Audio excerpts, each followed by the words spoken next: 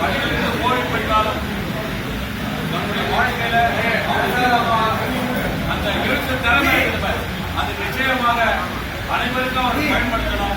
இங்க இல்லைன்னா கூட அவருடைய சார்ந்து இருக்கிற அந்த பகுதிகளுக்கு நிச்சயமாக அவர் பயன்படுத்தணும் சொல்லி கேட்டுக்கொண்டு அவரும் அவருக்கு பொறுமைத்தாரும் அதே போல அவருடைய குழந்தைகள் எல்லா வளங்களையும் பல ஆண்டுகள் வாழ வேண்டும் என்ற சார்பாக அவருடைய வாழ்க்கை எனக்கு வாழ்வதற்கு வழிநிலைக்கிற காரணத்தினால் உங்கள் அனைவருடைய வாழ்க்கையோடு அவர் இந்த பிரிவு பிரச்சார விழா விடைபெறுகிறேன்.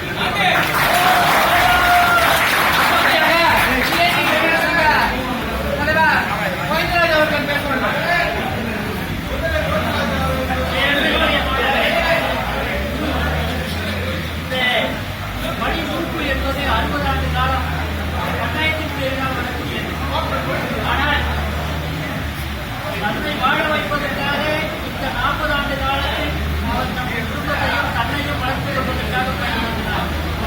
ஆனால் இனிவரும் காலங்களில் இந்த சமூகத்திற்காக ஏதாவது செய்ய வேண்டும் என்றால் அதற்கான நிறைய வாய்ப்புகள் அவருக்கு உண்டு.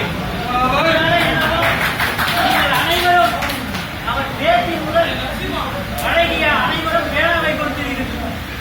அந்த வேளாவினால் அவருடைய பகுதிக்காவது ஒரு மாற்றத்திற்காக அவர் பாடுபட வேண்டும். அந்த ஒரு எண்ணத்தை உங்களிடம் இருக்கின்றது. அந்த பேனாவை பெற்று அவரிடமும் இருக்கும் என்று நான் நம்புகிறேன்.